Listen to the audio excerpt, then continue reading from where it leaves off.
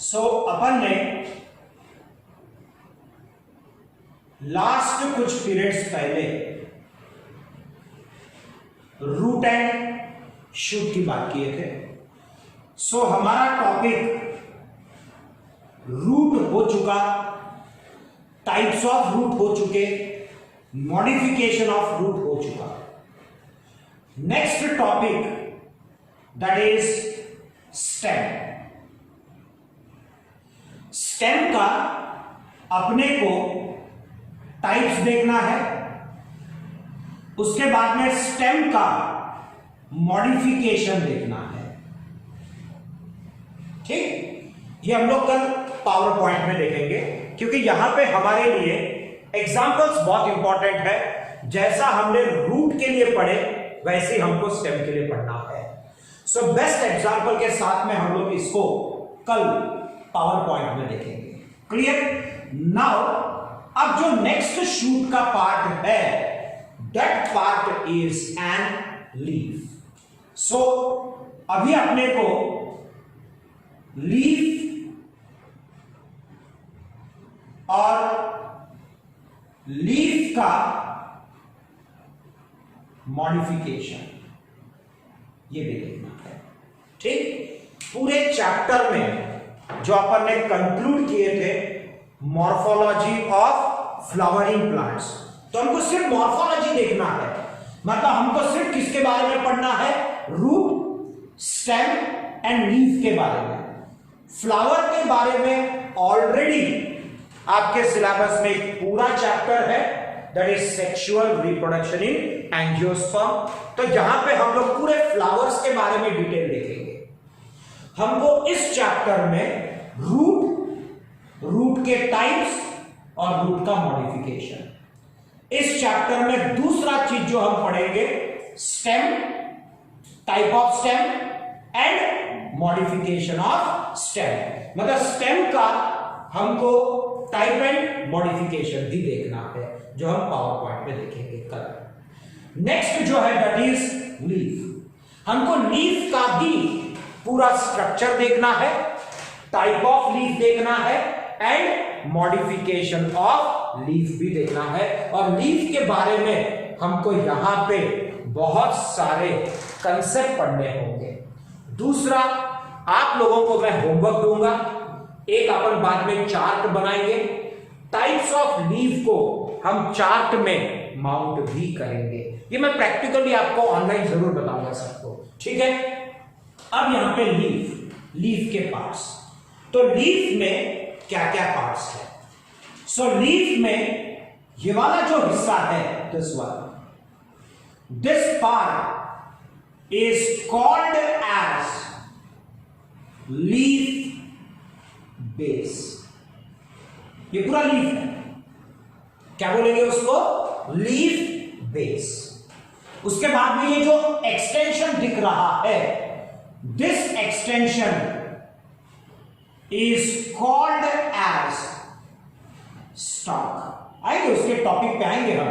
ठीक है, तो this is called as what? Stalk. और ये जो ब्रॉड वाला पार्ट जो दिख रहा है, this part is called as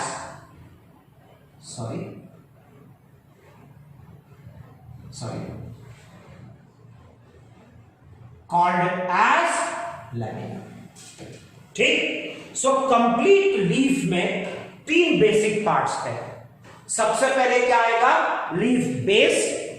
दूसरा पार्ट क्या आएगा? स्टॉक। और तीसरा पार्ट क्या आएगा? लैमिना। लीफ बेस वो पॉइंट है जो स्टेम को अटैच है। स्टॉक वो एक्सटेंशन है जो लैमिना को, लीफ को स्टेम के साथ जोड़ के रखता है, प्लस मटेरियल को ट्रांसपोर्ट करने के भी काम आता है।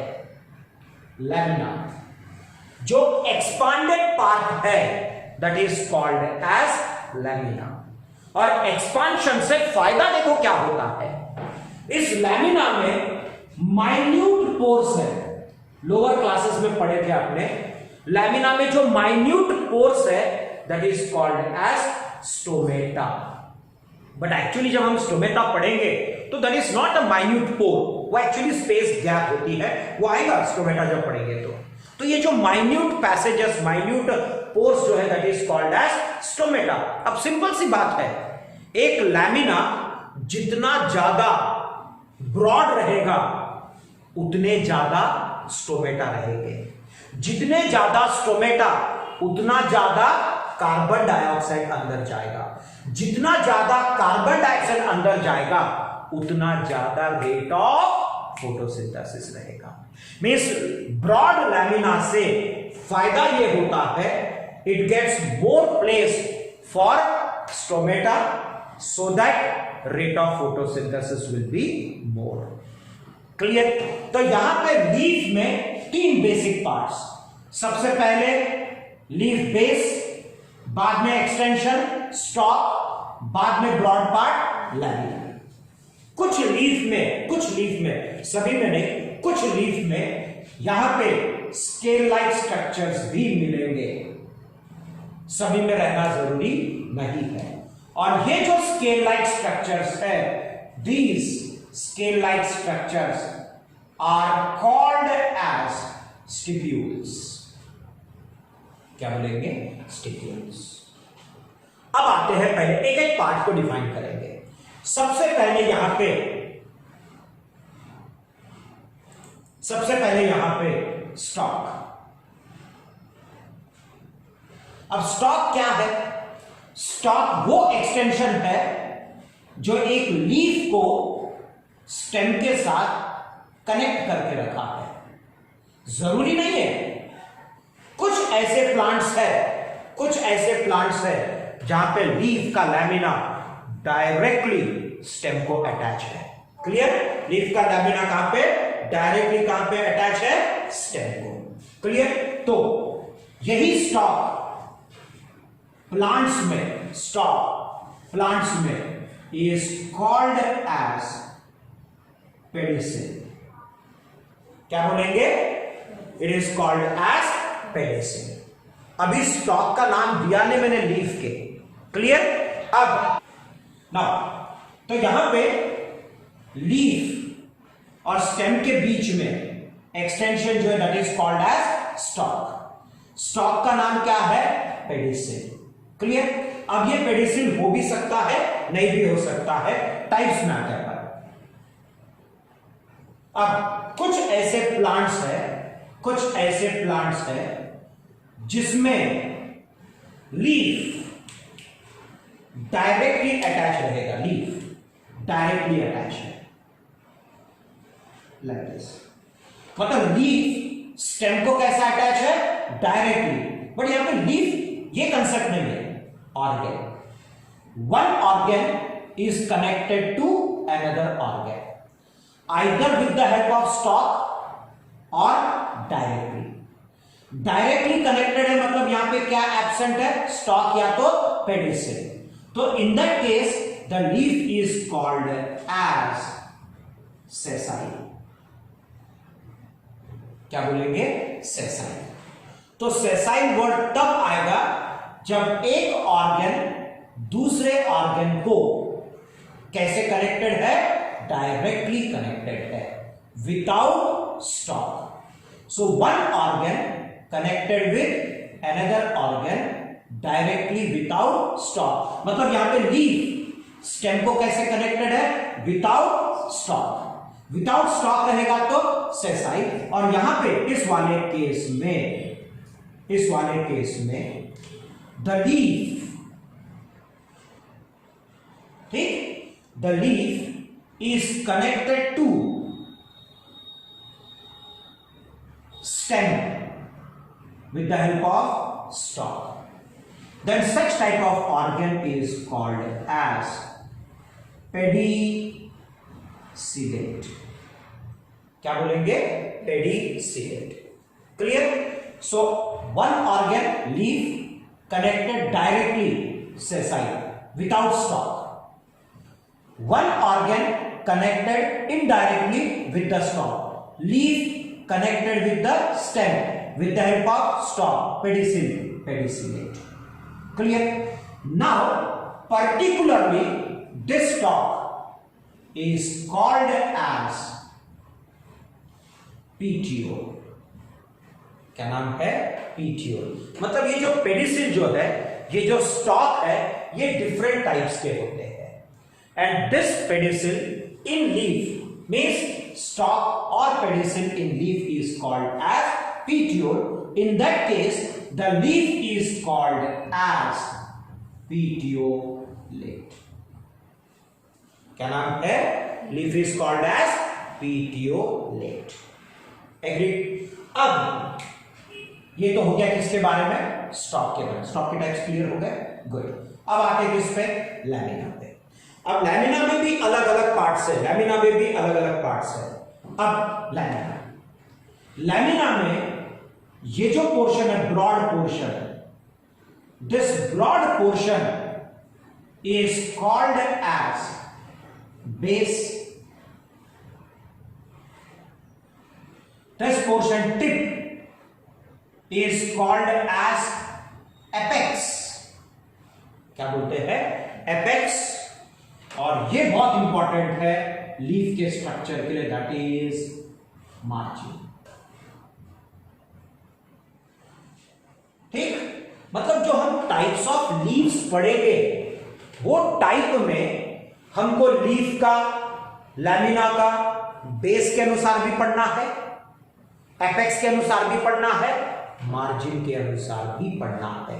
एक एग्जांपल देते हो तो आज आपको समझ में आने के लिए, किसी में मार्जिन जगह से जिगजैग होता है, सिर्रेट मार्जिन, बराबर। किसी लीफ में मार्जिन क्या होता है? प्लेन होता है। तो ये अभी बताने में कोई मजा नहीं आएगा, जब हम टाइप्स पढ़ेंगे लीफ का तो उसमें मार्जिन के भी टाइप्स आएंगे। क्लियर? तो तब हम इसको देखेंगे विद एग्जांपल्स, अलग अलग प्लांट्स में एग्जांपल्स देखेंगे। उसके बाद में ये जो पोर्शन है, किसी में लॉन्ग इलॉन्गेटेड होता है। अगर आपने शुगर केन का लीफ देखा होगा, अगर आपने मेज, जवार, इनके अगर लीव्स देखे होंगे, लॉन्ग इलॉन्गेटेड लीव्स है। तो ये type of leaf and modification of leaves में ये जरूर देखेंगे। क्लियर? अब उसके बाद ये जो लैमिना है, इस लैमिना का सरफेस हमारे लिए बहुत इंपॉर्टेंट है। कोई भी लीफ का जो सरफेस है, अब हमारे लिए थोड़ा सा इंपॉर्टेंट है। लीफ, ठीक? ये लीफ का ऊपर का सरफेस डॉर्सल, ओके। उसके बाद लीफ का नीचे का सरफेस, अंदर नीचे, इसके ऑपोजिट में ये वाला नीचे का surface, that is ventral, okay. So leaf का अपर सरफेस भी है और लीफ में लोअर सरफेस भी है। तो लीफ का जो अपर सरफेस होता है that is called as dorsal. Leaf का जो वेंट्रल सरफेस होता है, दैट इज लोअर सरफेस होता है, that is called as ventral. But NEET में ये टर्मिनोलॉजीज के अलावा दूसरे टर्मिनोलॉजी यूज होते हैं। जो डॉर्सल है that is called as adaxial. कौन सा सरफेस? Adaxial surface. जो ऊपर का, लीफ का ऊपर का जो सरफेस होता है that is called as adaxial surface, और लीफ का नीचे का जो सरफेस होता है that is called as abaxial surface. क्या बोलते हैं? Abaxial surface. तो दो सरफेस है, the upper surface is called as adaxial surface, the lower surface is called as abaxial surface. Agree? अब जनरली जो स्टोमेटास जो होती है, ये स्टोमेटा लीफ के लोअर सरफेसेस पे होते हैं। बट पहले बताया बायो पढ़ रहे, एक्सेप्शनल केसेस कहीं ना कहीं रहेगा। क्लियर? तो ऊपर के सरफेस में भी मिलेगा आपको। तो यहां पे लीफ में लोअर सरफेस पे भी हो सकता है, या तो फिर upper surface of gases. So exchange of gases requires stomata. बराबर। अब इसी स्टोमेटा का पोजीशन बहुत मायने रखता है, तो स्टोमेटा जनरली कहां पे मिलेगा? निचले हिस्से में। तो जब स्टोमेटा नीचे के हिस्से में रहेगा stomata, then such type of stomata is called as hypostomata. क्या बोलेंगे? हाइपोस्टोमेटा। हाइपो का मतलब क्या होता है? बिलो, नीचे। क्लियर? तो जब स्टोमेटा निचले हिस्से में, लोअर सरफेस में, वेंट्रल सरफेस में रहेगा लीफ के, तब क्या बोलेंगे हम उसको? हाइपोस्टोमेटा। और अगर सपोज लीफ के डॉर्सल सरफेस पे रहेगा, मतलब एडैक्सियल सरफेस पे स्टोमेटा रहेगा, then that is called as epistomata. क्या बोलेंगे? एपिस्टोमेटा। सो स्टोमेटा जो लोअर सरफेस पे रहेगा वो हाइपोस्टोमेटा, स्टोमेटा जो अपर सरफेस पे रहेगा वो एपिस्टोमेटा। बट यहां पे सिंपल वर्ड है, एपी का मतलब अबाउ, हाइपो का मतलब बिलो। ये शायद आपने लोअर क्लासेस में पढ़ा होगा, एपिडर्मिस, हाइपोडर्मिस। एपिडर्मिस मतलब डर्मिस के ऊपर का लेयर एपिडर्मिस, डर्मिस के नीचे का लेयर हाइपोडर्मिस। क्लियर? तो यहां पे एपिडर्मिस जो आपने टर्म सुना था, दैट इज एपी का मतलब अबव, हाइपो का मतलब बिलो। तो जो ऊपरी सरफेस पे रहेगा दैट इज एपिस्टोमेटा, एडैक्सियल सरफेस पे रहेगा तो, और अगर लोअर सरफेस पे रहेगा तो हाइपोस्टोमेटा। सो टू टाइप्स हो गए पोजीशन। एक हो गया लोअर सरफेस पे रहा तो हाइपोस्टोमेटा, अपर सरफेस पे रहा तो एपिस्टोमेटा। और कुछ कुछ लीफ में क्या होता है? दोनों जगह पे रहता है, मतलब अपर सरफेस पे भी रहेगा प्लस लोअर सरफेस पे भी रहेगा। Means stomata is present at both the surface. अगर स्टोमेटा लोअर सरफेस पे भी है और स्टोमेटा अपर सरफेस पे भी है, then such type of stomata is called as amphistoma।